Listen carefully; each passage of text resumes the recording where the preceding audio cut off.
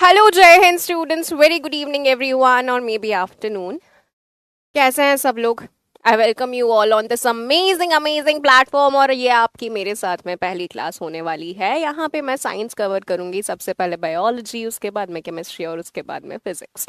क्या मैं प्रॉपरली सब लोगों को ऑडिबल हूँ, विजिबल हूँ, एक बार बता देंगे तो इस लेक्चर की हम शुरुआत करेंगे। Okay. जय हिंद बच्चा लोग, जय हिंद एवरीवन। कैसे हैं सब लोग? मैं चाहती हूँ कि जब भी मेरे लेक्चर्स हों तब आप मेंटली यहाँ पे 100% प्रेजेंट रहें, क्योंकि मेरा एम रहेगा तुम्हें क्लास में सारी चीज़ें याद करवा देने का। बाद में जाकर हमें मेहनत ना करनी पड़े, चीज़ों को रटना ना पड़े, घोटना ना पड़े, ये कोशिश करूंगी मैं। क्लास में ही तुम्हें ध्यान देना पड़ेगा। सब लोगों को आवाज़ ऑडिबल है ना प्रॉपरली? अच्छा, ये बताइए कि कितने बच्चे मुझसे पहले पढ़ चुके हैं, कोई भी लेक्चर देखा हो ऑनलाइन, या फिर मुझे जानते हैं? अगर जानते हैं, पढ़ चुके हैं तो यस बोलेंगे, नहीं तो नो बोलेंगे। तो मैं अपने पढ़ाने का तरीका भी थोड़ा सा बताऊंगी फिर तुम लोगों को। ओके। हाँ जी, केमिस्ट्री फिजिक्स पे मैं कवर करवा दूंगी। एक बार बायोलॉजी कंप्लीट हो जाए उसके बाद में we'll cover that as well.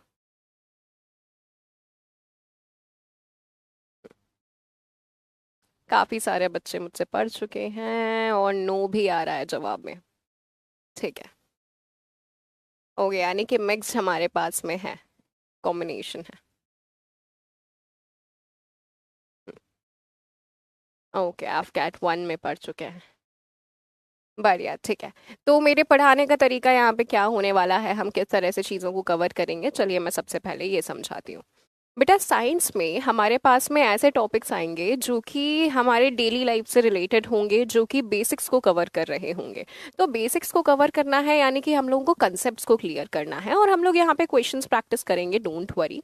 मैं तुम लोगों को 3D में चीज़ें दिखाने की कोशिश करूंगी, और 3D की मदद से तुम लोगों को और ज़्यादा क्लियर हो जाएगा कि भैया कैसे हमारे शरीर में क्या प्रोग्रामिंग वगैरह चल रही है। क्योंकि यार, हमारे शरीर के बारे में जब हम पढ़ेंगे, अगर 3D की मदद से पढ़ेंगे तो बेहतर होगा। और मैं अभी अपना फ़ोन पहले फेंक दूं, उसके बाद में हम बात करेंगे।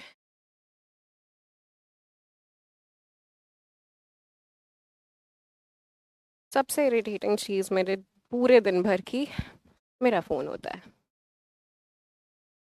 ठीक है, चलो ठीक है, लेट्स सी। तो हम लोग यूजुअली क्या करने वाले हैं, तो मेरा एक तरीका होता है बेटा हमेशा ये पढ़ाने का कि हम लोग सबसे शॉर्टेस्ट से शॉर्टेस्ट पॉसिबल नोट्स यहाँ पे बनाएंगे।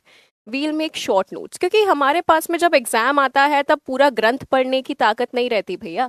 तब हम रिवीजन करेंगे, या फिर तब हम लोग टेस्ट करेंगे, क्वेश्चन सॉल्व करेंगे, या फिर अपने आप को संभालेंगे। क्या क्या कर लोगे एग्जाम के वक्त पे। इसीलिए एग्जाम से पहले हम लोगों के पास जितना कम रिवीजन के लिए मटेरियल हो, उतना ज़्यादा बेहतर होता है। याद रखना, सारे सब्जेक्ट्स में मैं सेम चीज़ तुम लोगों को बोलूंगी कि जितने शॉर्ट नोट्स पॉसिबल हो पाए उतने छोटे नोट्स बनाओ यार। क्योंकि अपने पर्सनल एक्सपीरियंस से बता रही हूँ, अगर ग्रंथ रेडी हो जाते हैं, पूरी की पूरी लाइब्रेरी हमारे पास नोट्स की बन जाती है, रिवीजन प्रॉपरली नहीं हो पाता, और अगर रिवीजन नहीं हो पाएगा तो जितनी भी मेहनत तुम कर रहे हो ना अभी, वो सब बर्बाद हो जाएगी। तो प्रॉपर रिवीजन के लिए शॉर्टेस्ट नोट्स बनाना ज़रूरी है। मैं तुम्हें क्लास में बताती जाऊंगी कहाँ तुम्हें क्या नोट्स बनाने हैं, कहाँ क्या क्या लिखना है, and you will do that. लेकिन बशर्ते आप चीज़ों को क्लास में याद कर कर जाने की कोशिश करेंगे, हम क्वेश्चंस भी प्रैक्टिस करेंगे, तो तुम्हें उससे और ज़्यादा क्लियर हो जाएगा कि कितना समझ में आया है, कितना ग्रास्प में आया है। ठीक है, तो लेट्स बिगिन बच्चा लोग। सबसे पहला जो हमारा टॉपिक है, that is your blood circulatory system. अब जो आपका ब्लड सर्कुलेटरी सिस्टम है, इसको मैं रैंडमली ऐसे ही शुरू नहीं कर दूंगी। मैं तुम्हें ये बताना चाहती हूँ कि हमारे शरीर में सर्कुलेटरी सिस्टम चल क्यों रहा है, क्या है सारी प्रोसेसेस, क्यों चल रही हैं, कैसे चल रही हैं, काम क्या है इनका। जबरदस्ती थोड़ी ना चले जा रही है कि ब्लड ऐसे ही घूमे जा रहा है, शरीर में घूमे जा रहा है, कुछ काम नहीं है उसका। अरे, शरीर में जो भी चीजें हो रही है ना, बहुत ही कंट्रोल्ड मैनर में, कोऑर्डिनेटेड मैनर में, प्यारे से तरीके से चल रही हैं। चल क्यों रही हैं, क्या उनका एक एम है? कुछ जैसे तुम्हारा एम एग्जाम क्लियर करना है, शरीर में जो प्रोसेसेस हो रही हैं उनका भी तो कुछ ना कुछ एम होगा। तो इसी चीज को हम समझते हैं। सबसे पहली बात तो आप ये बताइए कि हम खाना क्यों खाते हैं। Why do we eat food? बहुत बेसिक सा क्वेश्चन है। क्यों खाना खाते हैं हम, इसी से बायोलॉजी की शुरुआत होगी। बताइए, why do we eat food? That's very nice Kamna. Notes में कुछ चीजें जो एडिशनल तुम्हें लगे तुम्हारे नोट्स में उनको ऐड करते जाना है यहाँ से बच्चे, ठीक है? जो भी चीज हमारी छूट गई हो बनाना, ऐसा बताएंगे।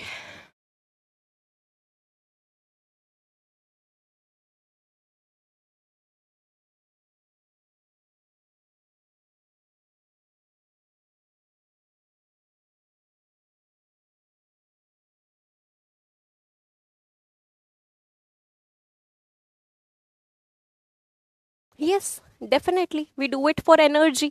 जो भी हम काम कर रहे हैं दिन भर में उसके लिए हमें एनर्जी की आवश्यकता है। तो हमें एनर्जी कैसे मिलेगी भैया? जब हम खाना खाएंगे। अब ये खाना खाने से लेकर एनर्जी बनने तक का जो प्रोसेस है, इसी में तुम्हारे शरीर के सारे प्रोसेसेस कवर हो जाएंगे। चलो ये समझाती हूँ, तुम लोगों को मूवी का एक ट्रेलर दिखाती हूँ। चलो देखो भाई, तुम लोगों ने फॉर एग्जाम्पल ये बड़ा सा एक पार्टिकल खाया खाने का, ठीक है? अब सबसे पहले तो क्या करा जाता है, इस खाने को छोटे छोटे टुकड़ों में तोड़ा जाता है। हम चबाते हैं खाने को, फिर जब खाना हमारे डाइजेस्टिव सिस्टम से होता हुआ निकलता है वो और छोटे छोटे टुकड़ों में टूटता है। इस छोटे छोटे टुकड़ों में टूटने को ही पाचन या फिर डाइजेशन बोला जाता है। तो डाइजेशन क्या है? चीजों को छोटे छोटे टुकड़ों में तोड़ना। क्यों तोड़ रहे हैं चीजों को छोटे छोटे टुकड़ों में? जिससे कि वही छोटे टुकड़े तुम्हारे शरीर के हर एक हिस्से तक, हर एक सेल तक पहुंच सके और सेल के अंदर जाकर फिर वो एनर्जी बना सके, क्योंकि तुम्हारे शरीर के हर एक हिस्से को एनर्जी की जरूरत है। तो अब खाना ऐसे ही तो पहुंच नहीं जाएगा, उसको छोटे छोटे टुकड़ों में तोड़ना पड़ेगा और उसको ही डाइजेशन बोला जाता है। तो सबसे पहली प्रोसेस क्या हो गई हमारी कि हम लोगों ने पाचन किया है, हम लोगों ने डाइजेशन किया है, ठीक है? इसके बाद में ये जो डाइजेस्टेड खाना है हमारा, ये हमारे ब्लड के द्वारा होता हुआ कहाँ चला जाता है? आपके सेल में चला जाता है। आपके शरीर में मिलियंस बिलियंस ऑफ सेल्स मौजूद हैं, कोशिकाएं मौजूद हैं, ठीक है? तो ये जो खाना सबसे छोटे टुकड़ों में टूट गया है, अब ये तुम्हारे ब्लड के माध्यम से पहुंच चुका है तुम्हारे सेल तक। अब क्या होगा इस खाने के साथ में? तो अब तुम मुझे ये बताओ कि रेस्पिरेशन का मतलब क्या होता है? सबसे इजी, सबसे लेमन टर्म्स में मुझे समझाओ, what do you mean by respiration? बताइए।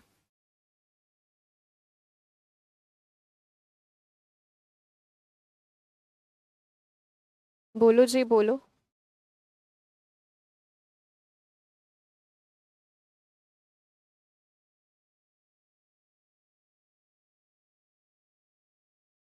ब्रीदिंग, ब्रीदिंग और रेस्पिरेशन अलग अलग चीजें हैं अजीत। ब्रीदिंग की स्पेलिंग BREATHING है, रेस्पिरेशन की स्पेलिंग अलग है, यानी कि दोनों चीजें भी अलग अलग हैं। और बताइए, और क्या समझते हैं आप रेस्पिरेशन से? सोचिए जरा। Inhalation, exhalation, again breathing breathing breathing breathing. अरे रुक जाओ, सांस लेना सांस छोड़ना तो ब्रीदिंग होता है। रेस्पिरेशन क्या होता है? Respiration is a different thing, ठीक है? अब ये मैं समझाने वाली हूँ, देखना क्या हो रहा है। तुमने जो सांस ली, ठीक है, यानी कि तुमने ऑक्सीजन ली, ओके। अब ये ऑक्सीजन का लेना, कार्बन डाइऑक्साइड का छोड़ना, ये ब्रीदिंग प्रोसेस है, ठीक है भैया? तो इसको यहाँ पे मैं इसका नामकरण कर देती हूँ कि ये तुम्हारा inhalation exhalation is the breathing process. लेकिन उसके बाद में ये जो ऑक्सीजन है ना बेटा, ये ऑक्सीजन भी तुम्हारे हर एक सेल तक पहुंचती है। जैसे खाना पहुंचा था ना, वैसे ही ये ऑक्सीजन भी अब तुम्हारे हर एक सेल तक पहुंचेगी और सेल के अंदर ये खाना ऑक्सीजन की मौजूदगी में ही टूटकर एनर्जी बनाता है। कैसे बनी एनर्जी? खाना टूटता है, ऑक्सीजन की मौजूदगी में टूटता है, और यहाँ पे जो पूरी ये प्रोसेस हुई है ऑक्सीजन का सेल्स तक आने से लेकर खाने का टूटकर एनर्जी बनाने तक का प्रोसेस, इसको बोला जाता है रेस्पिरेशन बेटा। यानी कि रेस्पिरेशन का सिर्फ सबसे पहला स्टेप था ब्रीदिंग, ठीक है? रेस्पिरेशन का सबसे पहला स्टेप था ब्रीदिंग। रेस्पिरेशन का मतलब होता है कि खाना टूटना ऑक्सीजन की मौजूदगी में एनर्जी बनाने के लिए। This is a biochemical process. तो ब्रीदिंग सिर्फ पहला step, respiration is the complete energy formation. तो यहाँ पे हम लोगों ने डाइजेस्टिव सिस्टम देख लिया, रेस्पिरेटरी सिस्टम क्या होता है ये देख लिया। इसके बाद में अब यहाँ पे जो खाना पहुंचा है तुम्हारे हर एक सेल तक और जो ऑक्सीजन पहुंचा है हर एक सेल तक, ये कैसे पहुंचा? यानी कि तुम्हारे पूरे इस बॉडी में एक ट्रांसपोर्टेशन सिस्टम चल रहा है और उसी ट्रांसपोर्टेशन सिस्टम को क्या बोला जाता है? सर्कुलेटरी सिस्टम बोला जाता है, जिसके बारे में हम बात करने वाले हैं। अब तुम्हें समझ में आया कि सर्कुलेटरी सिस्टम क्यों जरूरी है? जो तुमने खाया है उससे एनर्जी बनाने में सर्कुलेटरी सिस्टम का भी एक इम्पोर्टेंट रोल है। और सर्कुलेट क्या हो रहा है, ब्लड हो रहा है। तो ब्लड एक पर्टिकुलर डायरेक्शन में ही चले, ये चीज निर्धारित करने के लिए तुम्हारा दिल मौजूद होता है, जिसका काम होता है ब्लड को एक प्रॉपर डायरेक्शन में पंप करने का। ऐसे ही थोड़ी ना ब्लड तुम्हारे शरीर में पड़ा हुआ है कि भैया ऐसे ही पड़े हुए हैं कुछ नहीं कर रहे हैं। नहीं, एक प्रॉपर डायरेक्शन में वो फ्लो हो रहा है, एक निर्धारित डायरेक्शन में, यहां से यहां तक, यहां से यहां तक। और ये इंश्योर करने के लिए तुम्हारा हार्ट मौजूद होता है, तुम्हारा दिल, द पंपिंग ऑर्गन। अब ये जो ब्लड है वो तुम्हारी ब्लड वेसल्स में दौड़ रहा होता है, प्रॉपरली पाइप बने हुए हैं, ऐसे ही पूरे में नहीं पड़ा है, पाइप प्रॉपर बने हुए हैं जिनके थ्रू तुम्हारा ब्लड भाग रहा है। तो यानी कि तुम्हारे ब्लड सर्कुलेटरी सिस्टम में हमें तीन चीजें समझनी है। एक तो है हमारा ब्लड, ऑफ कोर्स, एक है ब्लड वेसल्स जिनके अंदर ब्लड भाग रहा होता है, और एक है तुम्हारा दिल यानी कि हार्ट, द पंपिंग ऑर्गन। तो ये चीजें हम लोगों को क्लियर हैं कि तुम्हारे शरीर में सिस्टम क्या चल रहा है। ये एक मूवी का ट्रेलर दे दिया मैंने तुम्हें, जिससे कि तुम्हें बहुत सारी चीजें क्लियर हो गई होंगी। क्या ये चीज क्लियर है प्यारे दुलारों? तो let's study about your heart now.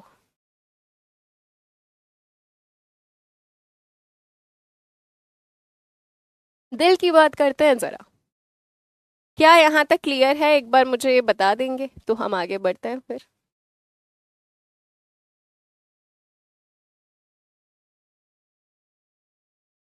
Hello जी, बोलो जी। Hold on.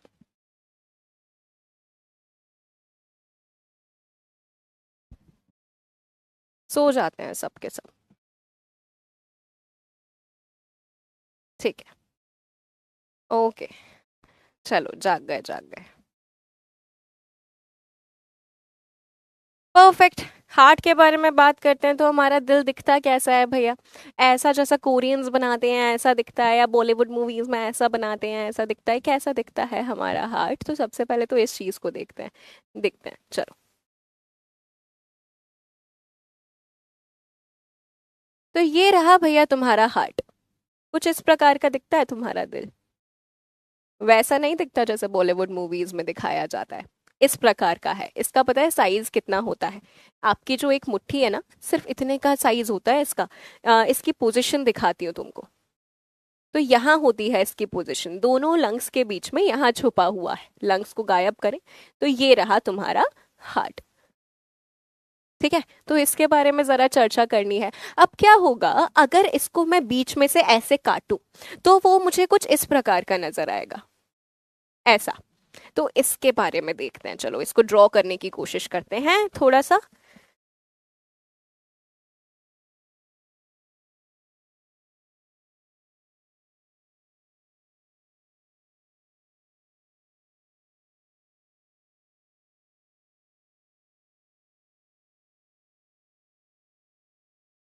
कुछ इस प्रकार का था तुम्हारा दिल जब उसको हम लोगों ने बीच में से काटा था। और इस दिल में चार कमरे होते हैं बेटा, चार चैम्बर्स मौजूद होते हैं। पहला चैम्बर, दूसरा चैम्बर, तीसरा और ये चौथा चैम्बर। इसको थोड़ा आसान तरीके से बना ले खुद के अंडरस्टैंडिंग के लिए। तो यहाँ देखो, ये रहा तुम्हारा दिल, और ये रहे उसके चार कमरे। ऊपर वाले जो कमरे हैं उनको बोला जाता है एट्रियम, एट्रियम, या फिर इनको तुम बोल सकते हो ऑरिकल। और जो नीचे वाले कमरे हैं उनको बोला जाता है वेंट्रिकल। याद रखने का तरीका बताऊं? ए स्टार पहले आता है, वी बाद में आता है अल्फाबेट्स में, तो ऐसे याद रख सकते हो, ऊपर वाले एट्रियम, नीचे वाले वेंट्रिकल्स। ये वाला अगर तुम्हारे सामने कोई पेशेंट लेटा हुआ हो तो उसका ये वाला साइड राइट साइड होगा, ये वाला साइड लेफ्ट साइड होगा। तो ये आपका हो जाता है राइट एट्रियम, ये है राइट वेंट्रिकल, ये है लेफ्ट एट्रियम, और ये है लेफ्ट वेंट्रिकल। तो these are the four chambers of your heart.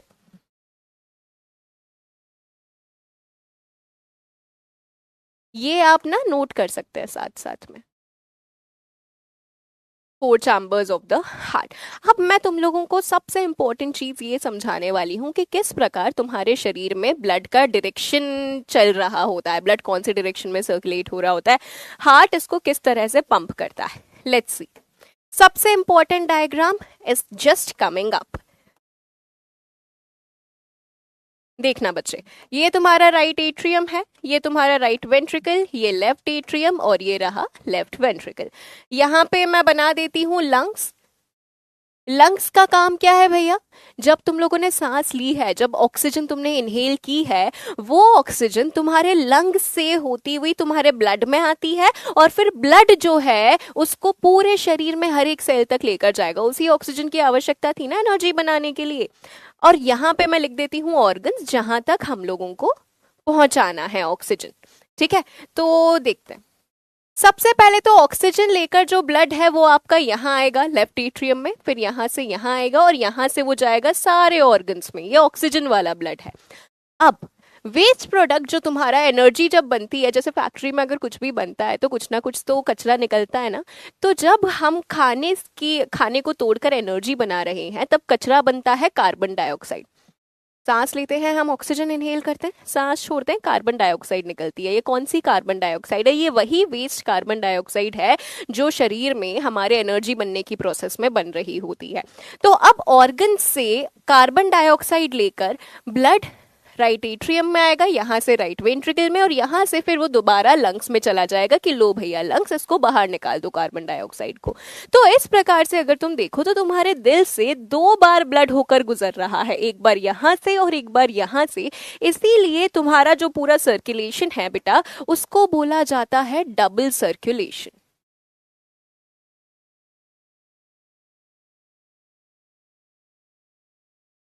ठीक है, तो डबल सर्कुलेशन हम लोगों को क्लियर हो गया। ये वाला जो हिस्सा है सर्कुलेशन का, जो ऑर्गन्स के साथ में चल रहा होता है, इसको सिस्टेमिक सर्कुलेशन बोला जाता है।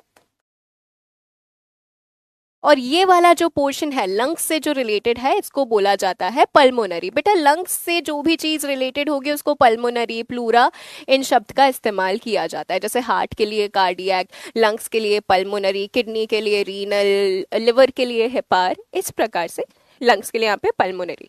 तो ये दो आपके सर्कुलेशन हो गए डबल सर्कुलेशन। ये डायरेक्शन हम लोगों को याद रखने जरूरी है। इस प्रकार से ब्लड सर्कुलेट हो रहा होता है। क्या यहाँ तक चीजें क्लियर हैं? एक बार मुझे बताएंगे प्लीज। मैं हर स्टेप पे पूछती जाऊंगी, कोई डाउट तो नहीं है? क्योंकि बाद में तुम एकदम से बोलोगे कि मैम वहां वो समझ में नहीं आया था, तो फिर थोड़ा मुश्किल हो जाएगा मेरे लिए वापस रिपीट करना। यहाँ पे बता दीजिए, कोई भी दिक्कत परेशानी किसी को?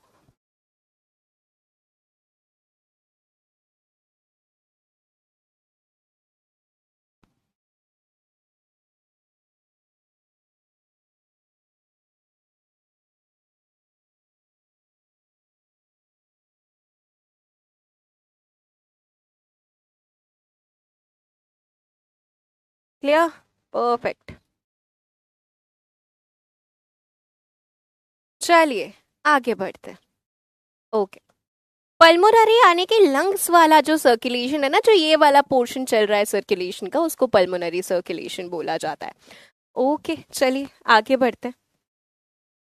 अब देखो भाई,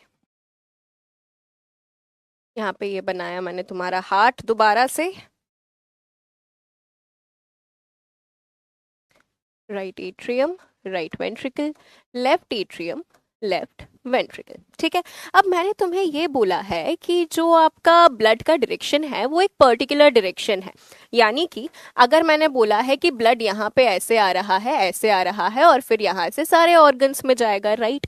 लेकिन तुम ऐसा समझो कि जो हार्ट है वो धक धक धक धक धक धक, कॉन्ट्रैक्ट रिलैक्स ऐसे कर रहा है ना। अब क्या हो रहा है यहाँ पे कि अगर फॉर एग्जाम्पल ये कोई बलून है, ठीक है, बलून में ऊपर की तरफ भी होल है, नीचे की तरफ भी होल है, और अगर बलून ऐसे कॉन्ट्रैक्ट किया तो यहाँ से ऊपर की तरफ भी ब्लड निकलेगा और नीचे की तरफ भी ब्लड निकलेगा। हार्ट जब कॉन्ट्रैक्ट रिलैक्स कर रहा है तब ब्लड तो ऊपर भी जा सकता है, नीचे भी जा सकता है। हम ये कैसे इंश्योर करेंगे कि ब्लड सिर्फ इसी डायरेक्शन में जाए? अगर ये हार्ट ऐसे किया तो ब्लड तो ऊपर भी जा सकता है। तो ऐसा ना करने के लिए हम क्या करते हैं, यहाँ का ढक्कन हम लगा देते हैं। यहाँ का ढक्कन लगा दिया तो ब्लड जैसे ही हार्ट कॉन्ट्रैक्ट करेगा ब्लड सिर्फ नीचे ही जाएगा, ब्लड के पास रास्ता ही नहीं है ऊपर जाने के लिए। तो अब उन्हीं दरवाजों की बेटा मैं बात कर रही हूं, उन दरवाजों को बोला जाता है वॉल्व्स। ठीक है। तो एक दरवाजा यहां होता है, एक दरवाजा यहाँ, एक यहाँ, एक यहाँ। ये क्यों होते हैं? To prevent the back flow of blood.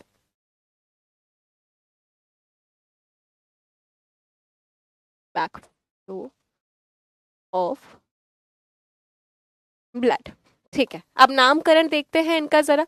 ये वाला जो आपका वॉल्व है, जो लेफ्ट एट्रियम और लेफ्ट वेंट्रिकल के बीच में मौजूद है, इसका नाम है बाइकस्पिड वॉल्व। बाइकस्पिड, या फिर इसको बोला जाता है माइट्रल वॉल्व। ये वाला जो वॉल्व है राइट एट्रियम राइट वेंट्रिकल के बीच में, इसको बोला जाता है ट्राइकस्पिड वॉल्व। और ये दोनों जो दरवाजे हैं, इनको बोला जाता है सेमी ल्यूनार वॉल्व्स। इनके नाम अलग अलग नहीं है। अच्छा है भैया, एक नाम कम याद रखना पड़ेगा।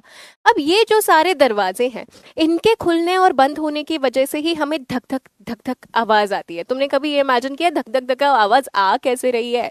तो हार्ट कॉन्ट्रैक्ट रिलैक्स कर रहा है, उससे नहीं आती। ये दरवाजे बंद होते हैं और खुलते हैं ना, तब उससे ये आवाज आती है, जो लब डब बोलते हैं हम उसको बायोलॉजी की लैंग्वेज में।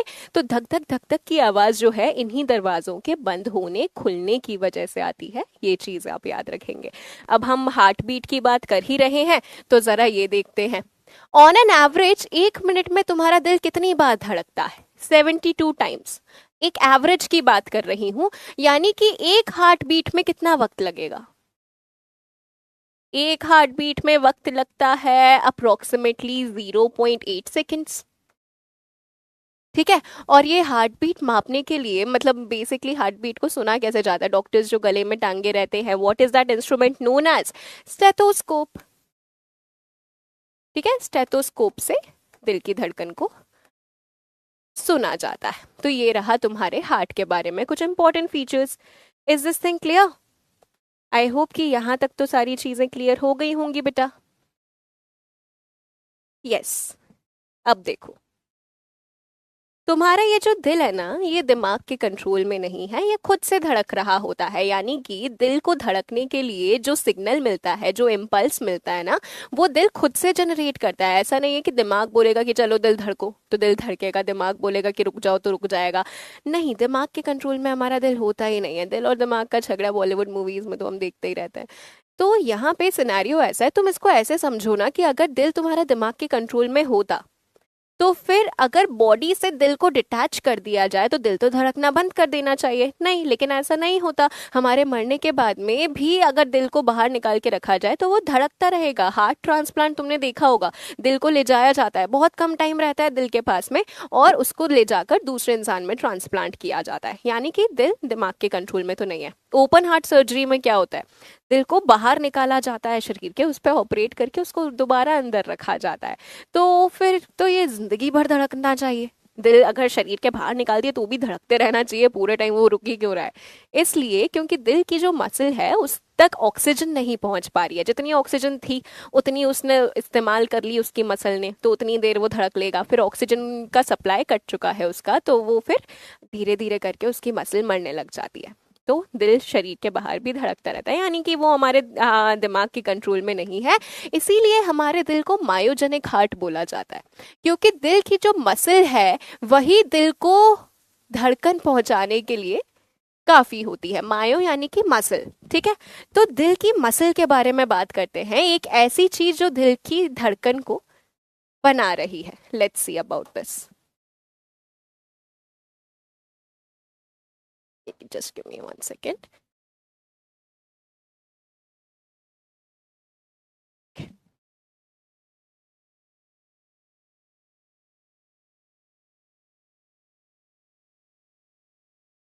तो देखना, कुछ स्पेशल मसल टिश्यूज होते हैं जो मदद करते हैं दिल को इस प्रकार से धड़काने में। सबसे पहला जो मसल टिश्यू है वो यहाँ मौजूद होता है, upper right corner of the right atrium. ये राइट एट्रियम है ना, अपर राइट कॉर्नर में ये रहा। और इसका नाम तुम्हें पता होना चाहिए। इसका नाम है बेटा, जस्ट गिव मी 1 सेकेंड, ये नीचे क्यों नहीं जा रहा? ओके। इसका नाम है SA node, sino atrial node, या फिर इसको pacemaker of the heart बोला जाता है। ये जरूरी है। पेस मेकर कुछ लोगों में आर्टिफिशियल भी लगाया जाता है, क्योंकि ये ढंग से काम करना बंद कर देता है। तो ये ऐसे नोड है, यहां से आपका दिल की धड़कन की शुरुआत होती है। ठीक है, फिर यहां से सिग्नल जाएगा यहां तक। फिर यहां पे एक और चीज मौजूद है, दोबारा से एक स्पेशल नोड मौजूद है, इसको बोला जाता है ए वी, यानी एट्रियम और वेंट्रिकल के बीच का नोड, ए वी नोड, या फिर इसको पेस सेटर भी बोला जाता है। यहाँ से जो पेस बन के आई है ये उसको सेट करने का काम करता है।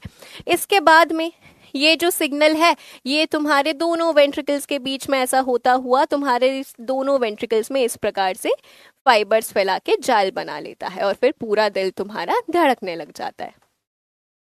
तो ये जो यहाँ पे बंडल निकला है इस बंडल को बोला जाता है बंडल ऑफ हिस।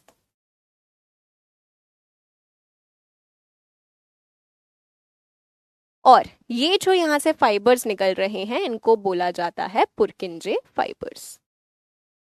तो ये सीक्वेंस है जिसके चलते तुम्हारा दिल जो है वो खुद से धड़क रहा होता है बढ़िया तरीके से। ठीक है, तो मायोजेनिक हार्ट और दिल के बारे में हम लोगों को इतना ही समझना था। अब हम ये समझने वाले हैं कि हमारी ब्लड वेसल्स कौन कौन सी होती हैं। ब्लड वेसल्स कौन कौन सी होती हैं बताएंगे मुझे जरा प्लीज। ब्लड वेसल्स कौन कौन सी होती हैं भाई? हेलो जी, बोलो जी।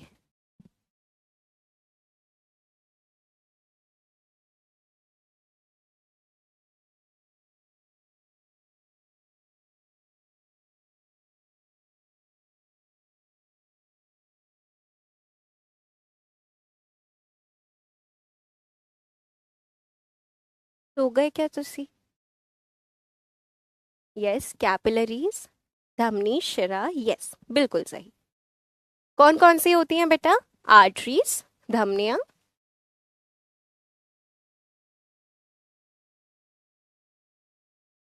वेन्स और कैपिलरीज। ठीक है, तो ये रही तुम्हारी तीनों ब्लड वेसल्स। अब इन तीनों का काम क्या होता है, तीनों अलग अलग क्यों होती हैं, इस चीज को हम समझने वाले हैं। देखो भाई, आर्टरीज ऑक्सीजनेटेड ब्लड ले जाती हैं या वेन्स डीऑक्सीजनेटेड, ये कंसेप्ट अपने दिमाग से हटा देना। ठीक है, जो मैं बताने वाली हूँ बस उसी चीज को याद रखना। जो भी वेसल दिल से ऑर्गन की तरफ ब्लड को लेकर जा रही है वो तुम्हारी आर्टरी होगी, जो ऑर्गन से हार्ट की तरफ लेकर जा रही है वो तुम्हारी वेन होगी। ठीक है, ये कंसेप्ट हम लोग को याद रखना है। तो अब जरा यहाँ पे हम लोग देखते हैं कहाँ गया, ये रहा। ठीक है, अब यहाँ पे नामकरण करते हैं। ये पहले नंबर वाली क्या हो जाएगी, ये तुम्हारे दिल से ऑर्गन की तरफ ब्लड लेकर जा रही है। दिल से ऑर्गन यानी कि आर्टरी, तो ये तुम्हारे शरीर की सबसे लार्जेस्ट आर्टरी है और इसका नाम है एओर्टा। ठीक है, अब दूसरे नंबर पे ये रही, ऑर्गन से हार्ट की तरफ ब्लड लेकर जा रही है यानी कि ये वेन होगी। तो ये तुम्हारे शरीर की सबसे लार्जेस्ट वेन है जिसका नाम है वेना कावा। ठीक है, उसके बाद में तीसरे नंबर पे ये हार्ट से लंग, और लंग एक ऑर्गन है, हार्ट से ऑर्गन की तरफ लेकर जा रही है तो ये तुम्हारी एक आर्टरी होगी जिसका नाम है पल्मोनरी आर्टरी।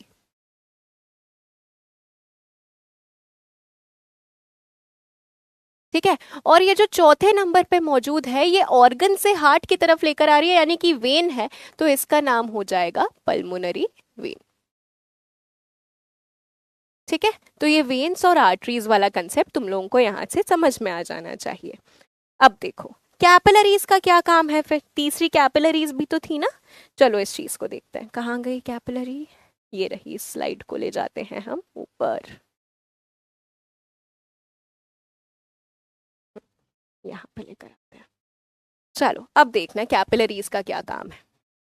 क्या होता है कि जो ब्लड है, तुम्हारे आर्टरी जो है फॉर एग्जाम्पल किसी भी ऑर्गन तक पहुंची, ठीक है, अब वो ऑर्गन के अंदर एंटर करेगी जैसे ही, तो वो ऐसे डिवाइड हो जाएगी बेटा, ऐसे डिवाइड हो जाएगी। क्यों? क्योंकि ऑर्गन के हर एक सेल तक ऑक्सीजन पहुंचानी है, तो इतनी मोटी आर्टरी पूरे ऑर्गन के हर एक सेल तक तो जा नहीं सकती, इसीलिए वो ऐसे डिवाइड हो जाती है और डिवाइड होती है और वो क्या बना लेती है, कैपिलरीज बना लेती है। कैपिलरीज यानी कि वो सबसे छोटी ब्लड वेसल्स हैं जहां पे एक्चुअल में गैसेस एक्सचेंज हो रहा होता है। यहां से ऑक्सीजन निकलकर टिश्यू में जाएगा और टिश्यू से कार्बन डाइऑक्साइड दोबारा तुम्हारे वेसल्स में आएगा और फिर ये कंबाइन करके बना लेती हैं वेन। तो यहाँ पे जो सबसे छोटी ब्लड वेसल्स हैं जहाँ पे एक्चुअल गैसेस एक्सचेंज हो रहा है उनको कैपिलरीज बोला जाता है। तो यहाँ पे मैं लिख देती हूँ स्मॉलेस्ट ब्लड वेसल्स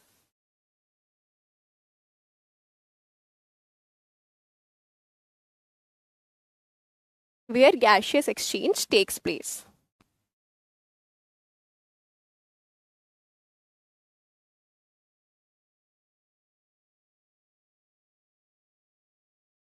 ठीक है, अब देखना, फॉर एग्जाम्पल ये तुम्हारी एक ब्लड वेसल है, ठीक है, ये ब्लड कैरी कर रही है, ठीक है। तो ब्लड जब इसके थ्रू फ्लो हो रहा है तब इसकी दीवारों पे एक दाब लगाता है, एक प्रेशर लगाता है, और ये जो प्रेशर ब्लड ब्लड वेसल्स के ऊपर लगा रहा है इसी को बोला जाता है ब्लड प्रेशर। हम बोलते हैं ना कि किसी का बीपी लो हो गया, किसी का बीपी बढ़ गया, भैया गुस्सा दिला दिया, ब्लड प्रेशर बढ़ गया। तो ब्लड प्रेशर होता क्या है, वो यही होता है जो ब्लड वेसल्स की दीवारों पे लगा रहा होता है, उसी को ब्लड प्रेशर बोला जाता है। ठीक है भैया, अब क्या होता है कि दिल से सीधे निकलने वाली जो ये आपकी आर्टरी है ना, यहाँ पे दिल ब्लड डाल रहा है बहुत एकदम प्रेशर से, दिल कॉन्ट्रैक्ट किया, प्रेशर से ब्लड आया, तो आर्टरी को बहुत ज्यादा प्रेशर झेलना पड़ता है और इतने प्रेशर में वो फटे ना, इसीलिए आर्टरी की जो दीवार होती है ना बेटा, वो दीवार बहुत मोटी होती है। थोड़ा और इसको बनाते हैं, थोड़ा और थिक बनाएंगे, और मोटी होती है। लेकिन जो वेन्स की दीवार होती है वो कंपैरेटिवली पतली होती है, इसको इतना प्रेशर झेलना पड़ता है इसलिए इसकी दीवार इतनी मोटी होती है। ठीक है भाई, अब देखो ब्लड प्रेशर के नॉर्मल लेवल्स वगैरह की बात कर लेते हैं। नॉर्मल कितना होता है ब्लड प्रेशर, कभी तो मापा होगा, ये होता है बेटा 120/80 mm और ब्लड प्रेशर मापने वाली मशीन का नाम बताएंगे मुझे जरा, तब तक मैं इसके फीचर्स बता देती हूँ कि भैया ये आपका दो वैल्यूज क्यों है, एक ही वैल्यू क्यों नहीं है, क्योंकि दिल जब तुम्हारा कॉन्ट्रैक्ट कर रहा है तब ज्यादा प्रेशर से ब्लड निकल रहा है, जब रिलैक्स कर रहा है तब कम प्रेशर से ब्लड निकल रहा है, यानी कि ब्लड प्रेशर अलग अलग है जब दिल कॉन्ट्रैक्ट कर रहा है और जब ब्लड आपका रिलैक्स कर रहा है। ठीक है, तो हार्ट सॉरी, तो यहाँ पे ये वाला तब है जब हार्ट तुम्हारा कॉन्ट्रैक्ट कर रहा है, कॉन्ट्रैक्शन की स्थिति में, ठीक है, और ये रिलैक्सेशन की स्थिति में। कॉन्ट्रैक्शन की स्थिति को सिस्टोल बोला जाता है और रिलैक्सेशन की स्थिति को डायस्टोल बोला जाता है। ठीक है, तो सिस्टोलिक प्रेशर ये हो जाएगा, डायस्टोलिक प्रेशर 80 हो जाएगा। स्फिग्मोमैनोमीटर, बहुत बढ़िया, स्फिग्मो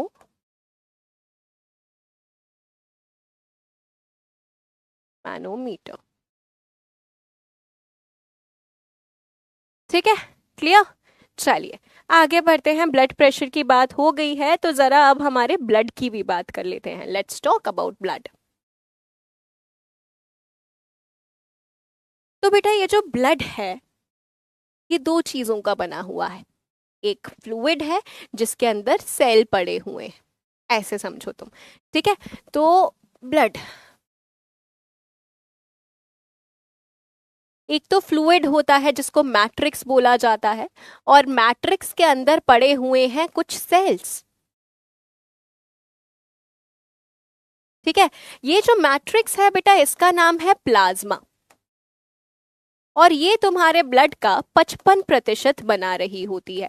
जो सेल्स हैं, सेल्स में तुम्हारे पास में तीन प्रकार के सेल्स होते हैं बचपन से हम जिन्हें पढ़ते हुए आ रहे हैं। एक तो होती हैं रेड ब्लड सेल्स, एक होते हैं व्हाइट ब्लड सेल्स, और एक होते हैं प्लेटलेट्स। ठीक है, यस। प्लाज्मा फ्लूइड क्यों है, क्योंकि प्लाज्मा का 90% तो पानी ही होता है, इसके सिवा इसमें और चीजें घुली हुई रहती हैं जैसे कि कुछ प्रोटीन्स न्यूट्रिएंट्स वगैरह इसमें घुले हुए होते हैं। ठीक है, कहाँ गया, प्रोटीन्स न्यूट्रिएंट्स वगैरह घुले हुए हैं, साथ में 90% ये पानी है, इसीलिए तुम्हारा ब्लड जो है वो फ्लूइड होता है। सेल्स की मैं बात करूं तो आरबीसीज, डब्ल्यूबीसीज, प्लेटलेट्स हैं, इनके बारे में जरा चर्चा करते हैं, इनका क्या काम है सेपरेटली। कंपैरेटिव चार्ट देखेंगे तो थोड़ा आसान होगा हमारे लिए चीजों को याद करना समझना। ओके, यहाँ पे मैं लिखती हूँ रेड ब्लड सेल, यहाँ पे व्हाइट ब्लड सेल, और यहाँ पे प्लेटलेट्स। सबसे पहले तो आप मुझे ये बताइए कि रेड ब्लड सेल्स का काम क्या होता है, क्या फंक्शन है इनका। सबसे पहले इनका निकनेम भी लिख लेते हैं भैया। जैसे तुम्हारा निकनेम होगा ना घर का, कुछ भी चुन्नू मुन्नू छोटू, है ना, वैसे ही इनका भी निकनेम होता है थोड़ा बेकार सा होता है। आरबीसीज को इरिथ्रोसाइट्स के नाम से भी जाना जाता है, डब्ल्यूबीसीज को ल्यूकोसाइट्स के नाम से जाना जाता है, और प्लेटलेट्स को थ्रोम्बोसाइट्स बोला जाता है।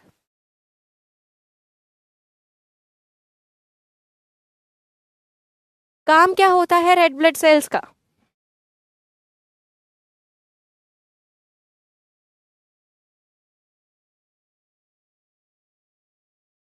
बोलो भाई। O2 और खाने को ट्रांसफर करना।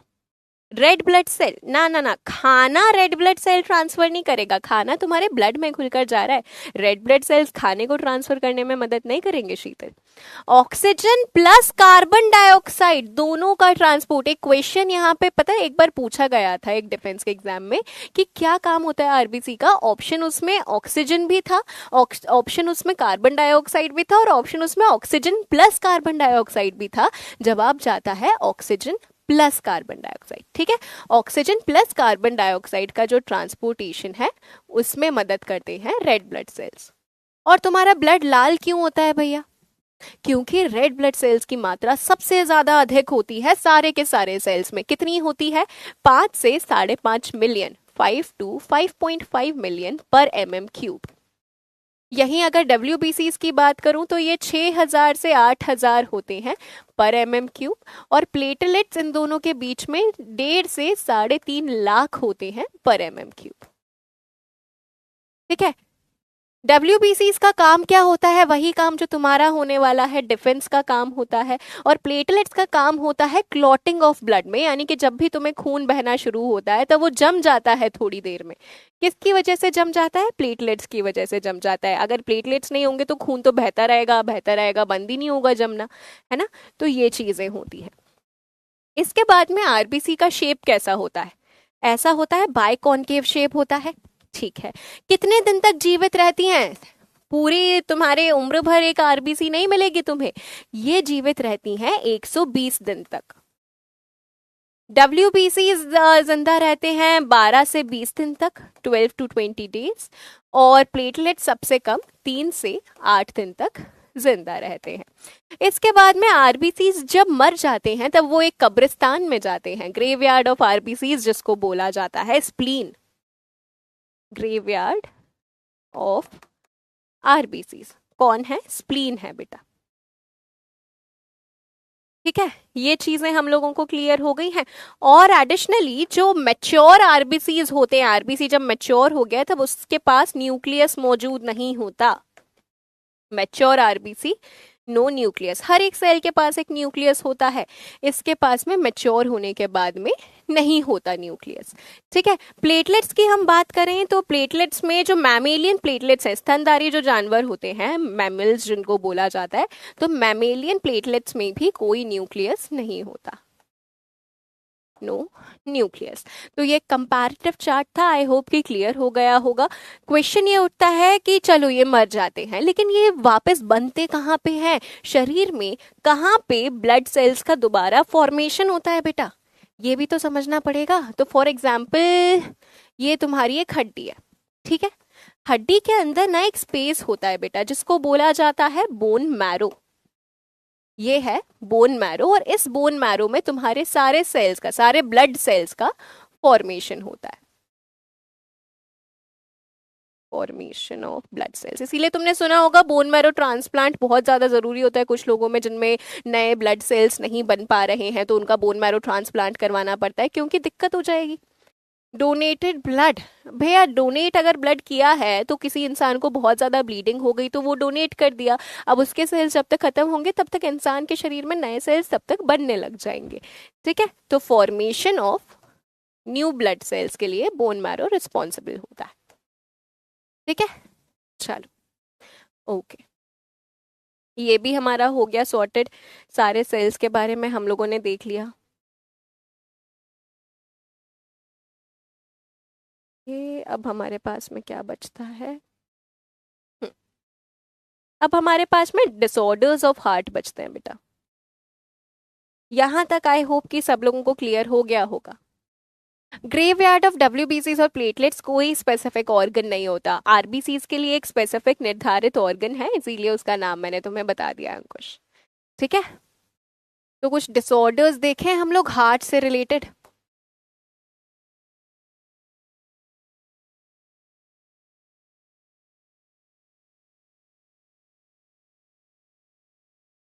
दो चीजें हैं जिनको हम सेम समझते हैं लेकिन वो होती नहीं है, वो होती अलग अलग चीजें हैं। इनको देखते हैं बेटा।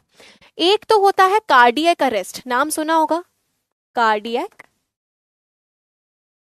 अरेस्ट। और एक होता है हार्ट अटैक। दोनों अलग अलग चीजें होती हैं, होती क्या है ये समझाती हूँ बेटा। तो कार्डियक अरेस्ट एक इलेक्ट्रिकल प्रॉब्लम है, इलेक्ट्रिकल प्रॉब्लम। और जो हार्ट अटैक है ये एक सर्कुलेटरी प्रॉब्लम है। क्या मतलब है ये समझाती हूँ अभी।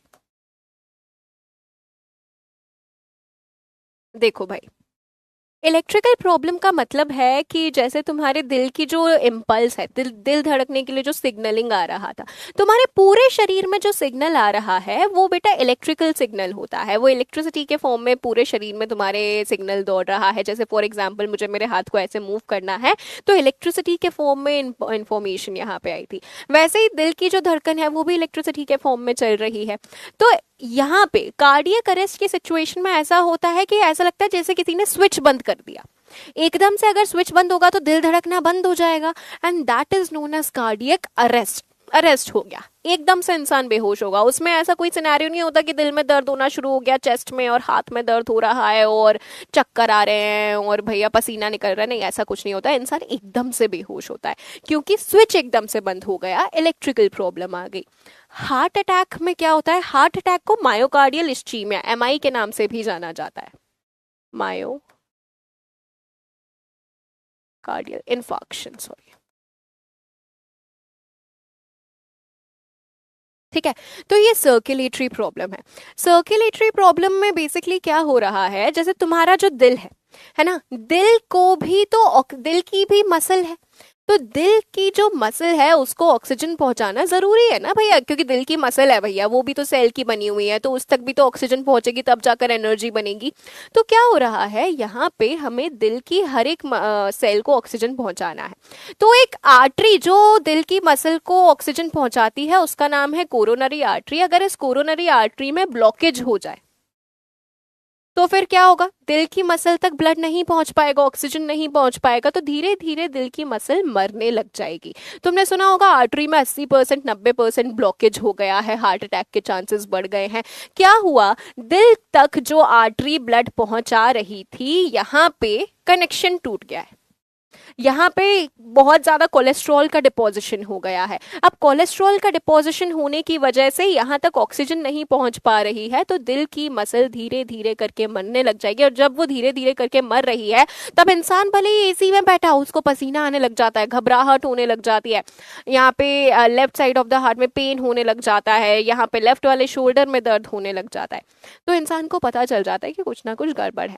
मेरी बेस्ट फ्रेंड है, उसके पापा को सेकंड जब हार्ट अटैक आया था तब वो घर पे नहीं थी, वो और उसकी मम्मी दोनों। तो अंकल को पता चल गया था कि हाँ कुछ दिक्कत है, तो वो खुद से चले गए थे हॉस्पिटल तक, क्योंकि उन्हें समझ में आ गया था ये वही सारे सिम्टम्स हैं। यानी कि हार्ट अटैक में इंसान के पास में थोड़ा वक्त रहता है। कार्डियक अरेस्ट होने का रीज़न है कि ऐसे नोड खराब हो गया, पेसमेकर जो है वो एकदम से खराब हो गया, तो वो उसका रीज़न हो जाता है। तो ये चीज़ें दोनों क्लियर हैं क्या हम लोगों को, कार्डियक अरेस्ट क्या होता है, हार्ट अटैक क्या होता है। जब हम कोलेस्ट्रॉल डिपोजिशन की बात करते हैं ना बेटा, तो जब हम ऑयल या घी की बात करते हैं, heart attack due to stress, तो बेटा heart attack due to stress कैसे हुआ, आपका डाइट खराब है या फिर स्ट्रेस है, ब्लड प्रेशर बढ़ेगा, उसके चलते फिर आपके दिल की मसल तक दिक्कत होने लग जाती है। ये हो जाता है, बहुत सारे कारण होते हैं, लेकिन मेन जो रीजन है वो आपका हो जाता है बैड कोलेस्ट्रॉल। जो हम खाना खाते हैं ना बेटा, उसमें बैड कोलेस्ट्रॉल गुड कोलेस्ट्रॉल दोनों होते हैं। है ना। जरूरी नहीं है कि सिर्फ आप जो खाना खा रहे हो वो पूरा का पूरा कोलेस्ट्रॉल है, तो हमने घी खाना कम कर दिया, हमने तेल खाना कम कर दिया। नहीं, दो प्रकार के कोलेस्ट्रॉल होते हैं। गुड कोलेस्ट्रॉल तुम्हें घी में मिलेगा, तुम्हें ऑलिव ऑयल में मिलेगा, मस्टर्ड ऑयल में मिलेगा। बैड कोलेस्ट्रॉल तुम्हें डालडा में मिलता है, रिफाइंड ऑयल पाम ऑयल में मिलता है, या फिर जो वो तुम समोसे खाने जाते हो तब वो जो 100 बार एक ही तेल में तले हुए जो समोसे है उसका जो तेल बचता है, वो दैट इज बैड कोलेस्ट्रॉल, वो जमा होता है। गुड कोलेस्ट्रॉल जमा नहीं होता। तो बैड कोलेस्ट्रॉल जो है बेसिकली उसको एलडीएल या फिर एलडीएल बोला जाता है, लो डेंसिटी लिपोप्रोटीन या फिर वेरी लो डेंसिटी लिपोप्रोटीन। यहाँ पे मैं लिख देती हूँ, लो डेंसिटी लिपोप्रोटीन, ये जमा होता है, ये बेकार वाला है। ठीक है। और जब मैं गुड कोलेस्ट्रॉल की बात करती हूँ,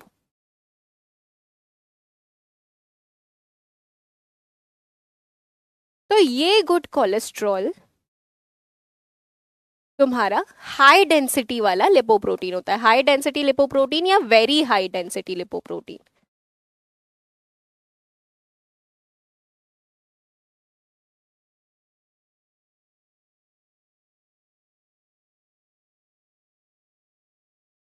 ठीक है। यहां तक सारी चीजें क्लियर हो गई हैं, हार्ट के डिसऑर्डर्स।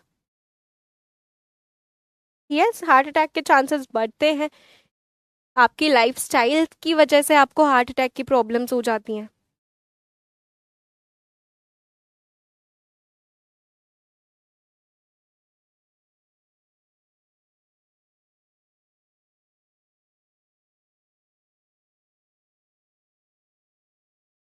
LO LDL है बेटा, वो LO नहीं है, लो डेंसिटी है ना, LDL है।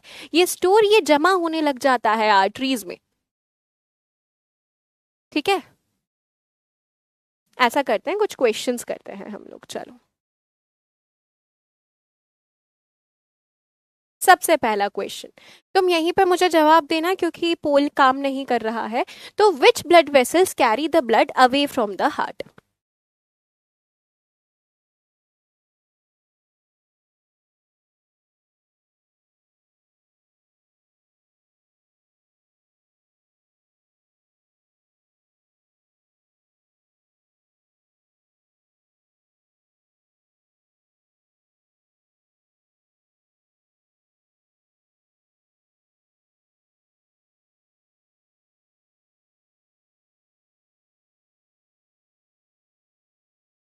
Are you sure?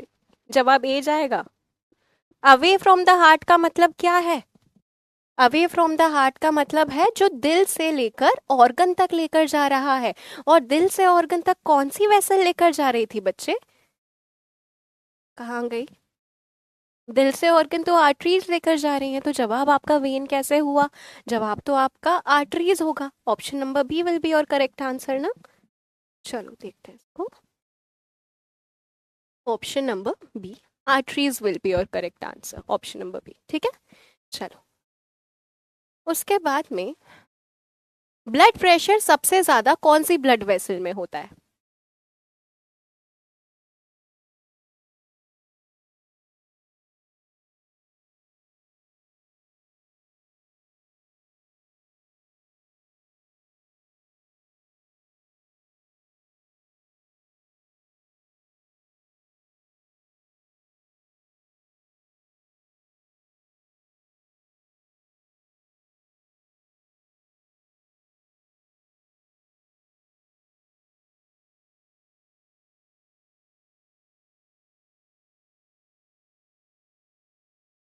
ओके, बढ़िया।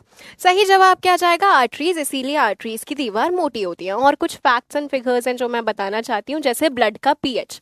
तुम्हारे ब्लड का पीएच कितना होता है? तो ये होता है अप्रोक्सीमेटली 7.4 टू 7.6, इतना हम लोग याद रखेंगे। और इसका जो पीएच है ना बेटा, ये बदलता नहीं है, ये उतना का उतना ही रहता है। केमिस्ट्री में तुम देखते हो बफर सोल्यूशंस होते हैं जिनका पीएच नहीं बदलता, ये वो वैसा ही एक बफर सोल्यूशन है। इसका पीएच उतना का उतना ही रहता है। ब्लड का पीएच हमें पता होना चाहिए। इसके बाद में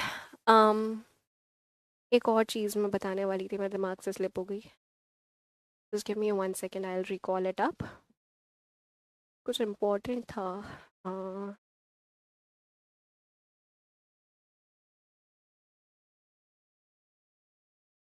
give me 1 second. Yes yes yes yes yes, भूल गई थी।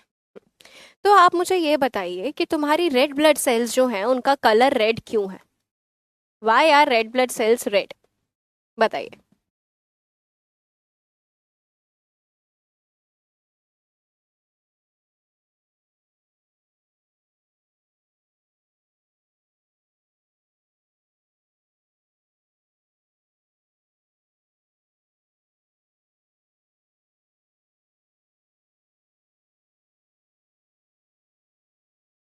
करेक्ट। हीमोग्लोबिन की वजह से। और हीमोग्लोबिन का कलर रेड क्यों है? Why is haemoglobin red?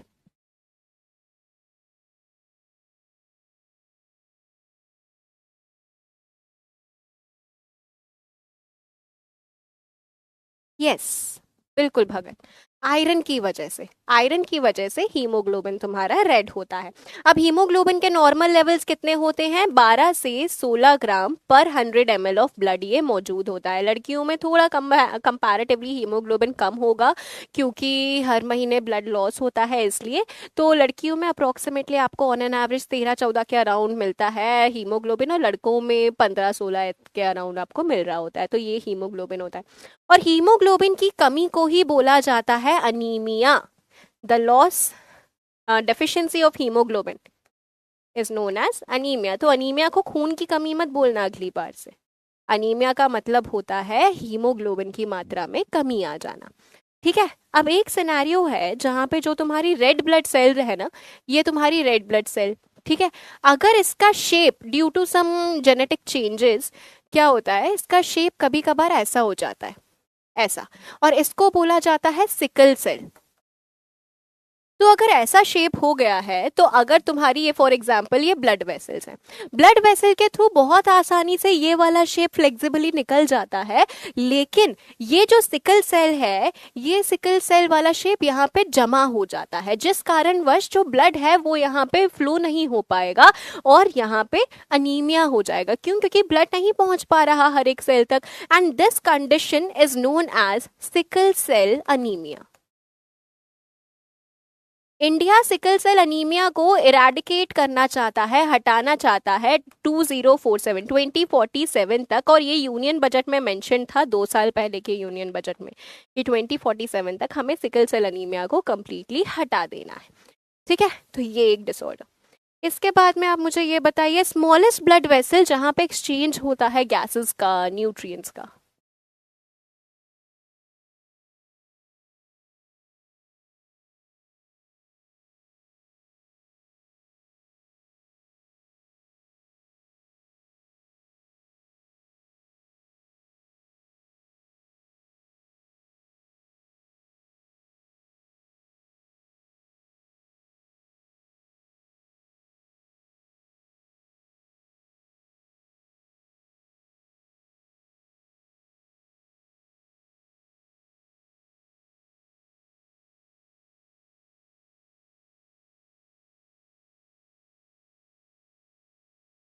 बढ़िया।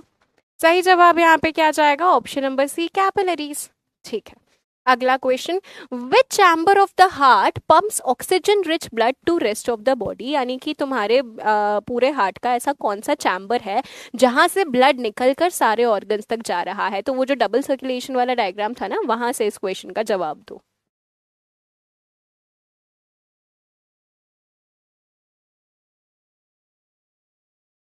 वेन्स के छोटे फॉर्म को वेन्यूल्स बोला जाता है, आर्टरीज के छोटे फॉर्म्स को आर्टेरियूल्स बोला जाता है।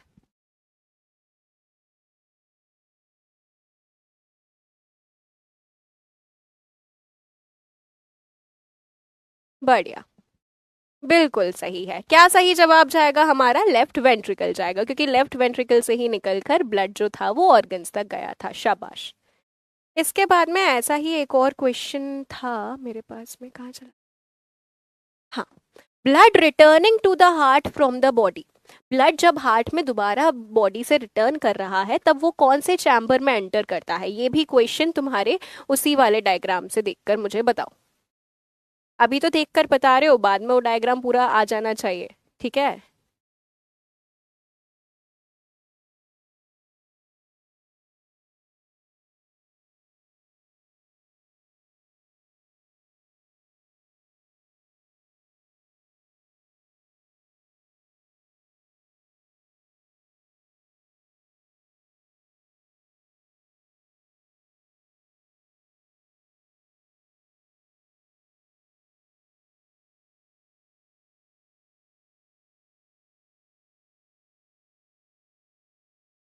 शाबाश, बहुत बढ़िया एवरीवन।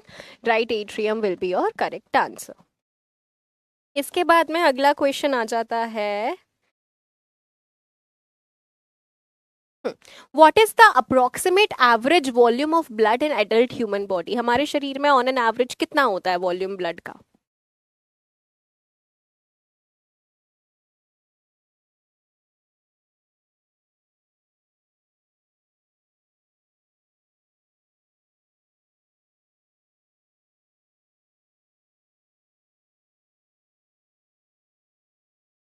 ओके, चलो मैं बताती हूँ। 5 लीटर होता है ऑन एन एवरेज। ठीक है, 5 लीटर्स ऑफ ब्लड। ठीक है, अब कुछ और इम्पोर्टेंट फैक्ट्स। जैसे तुम लोगों ने ऐसा देखा है, तुम्हारी हार्ट बीट कुछ इस प्रकार से हम लोग बनाते हैं।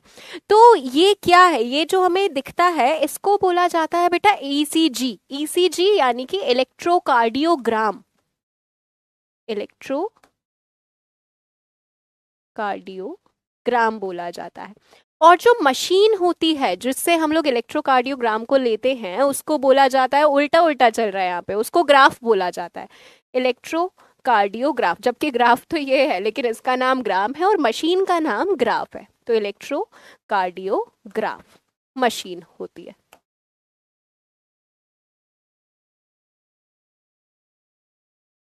ठीक है, ये भी हमें पता होना चाहिए। इसके बाद में एक चीज आ जाती है, ब्लड ग्रुपिंग।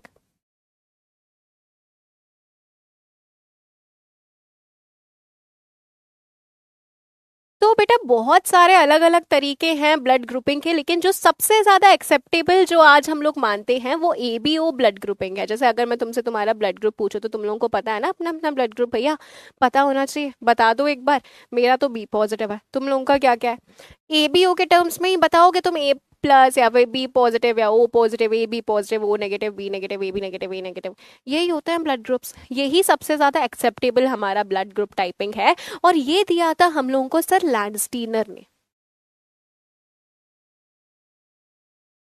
ठीक है, तो हम लोगों को ये पता होना चाहिए कि यूनिवर्सल डोनर कौन सा ब्लड ग्रुप होता है और यूनिवर्सल एक्सेप्टर कौन सा ब्लड ग्रुप होता है। यूनिवर्सल डोनर यानी कि जो सबको ब्लड दे सकता है उसको यूनिवर्सल डोनर बोला जाता है। तो वो होता है बेटा ओ नेगेटिव। ओ नेगेटिव सबको ब्लड दे सकता है, ऐसा कोई भी नहीं है जिसको वो ब्लड नहीं दे सकता। और यूनिवर्सल एक्सेप्टर कौन सा होता है? यूनिवर्सल एक्सेप्टर होता है ए बी पॉजिटिव। ठीक है, तो आप ये याद रखेंगे। ओके, यूनिवर्सल डोनर और यूनिवर्सल एक्सेप्टर।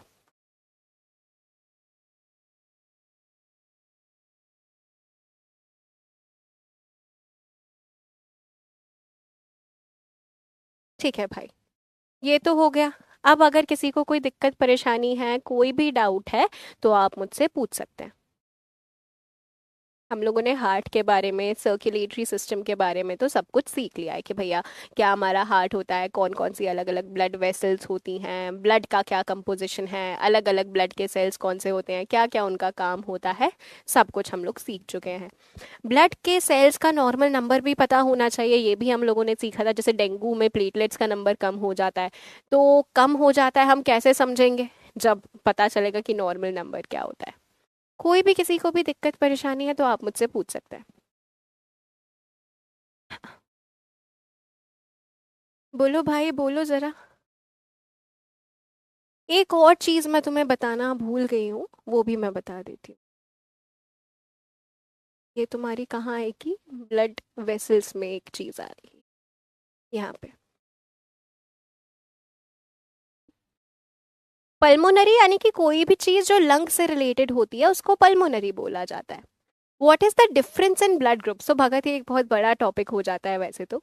ब्लड ग्रुप्स के बीच में ये डिफरेंस होता है कि जो रेड ब्लड सेल होते हैं ना उनके ऊपर पर्टिकुलर एंटीजेंस मौजूद होते हैं, एक सब्सटेंस मौजूद होता है। तो अलग अलग ब्लड ग्रुप्स में मतलब अलग अलग खून में अलग अलग रेड ब्लड सेल के ऊपर वो एंटीजन मौजूद होता है, तो उसकी मौजूदगी के कारण हम लोग ए या बी या ए बी या फिर ओ ब्लड ग्रुप का नाम देते हैं, आरबीसी के ऊपर एंटीजन की मौजूदगी की वजह से।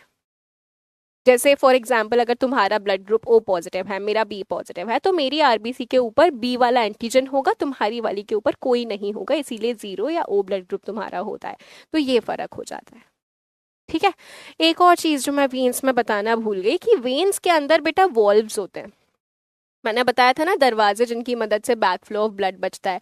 तो तुम ये समझना कि वेन्स जो हैं वो तुम्हारे नीचे वाले शरीर से भी ब्लड लेकर आ रही हैं। वेन्स का काम क्या होता है भैया? ब्लड लेकर आना, फिर हार्ट में डाल देना कि भैया लंग्स तक पहुंचा दो।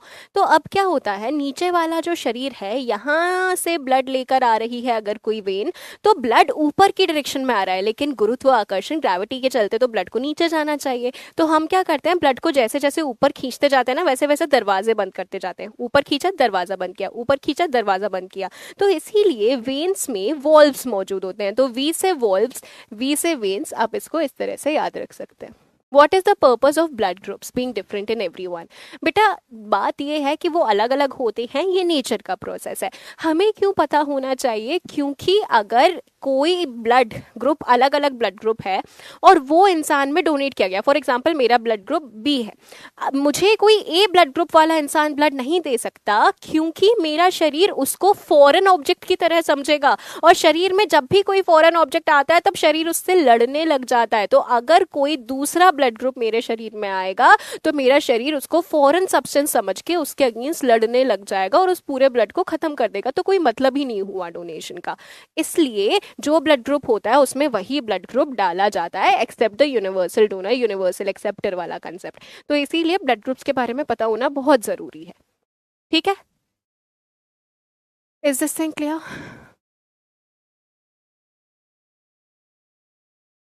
ब्लड ग्रुपिंग का जब कंसेप्ट कभी तुम डिटेल में पढ़ोगे ना, तब तुम्हें समझ में आएगा कि इनको यूनिवर्सल क्या बनाता है।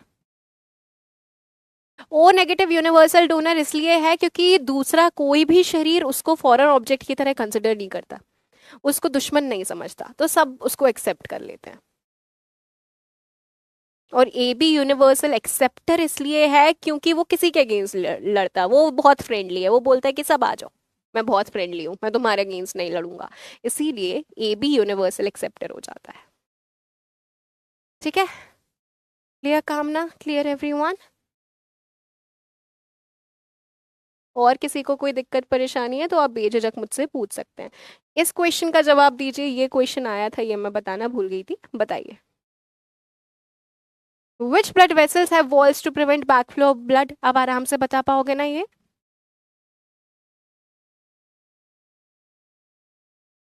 बेटा एग्जाम पॉइंट ऑफ व्यू से ही पढ़ा रही हूं मैं, है ना?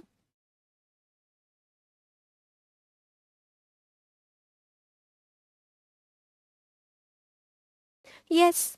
हमने अभी क्या याद रखा? वी से वेन्स, वी से वॉल्व्स, तो सही जवाब हमारा क्या जाएगा? ऑप्शन नंबर बी, वेन्स जाएगा।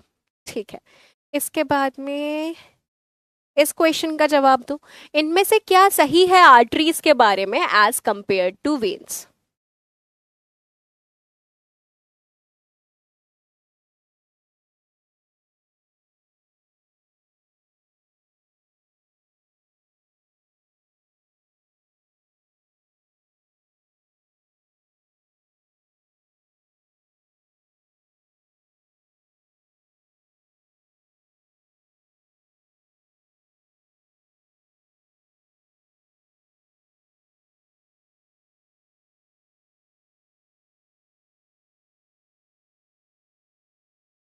बढ़िया, देखते हैं एक एक करके। Arteries carry the blood towards the heart, गलत। Arteries carry oxygen rich blood away from the heart and have thick muscular walls, ये सही है, लेकिन सारे ऑप्शंस को एक बार अच्छे से पढ़ लेना। Arteries carry blood towards the heart, गलत। Arteries carry deoxygenated blood away from the heart and have thin walls, गलत। Option number B will be our correct answer है।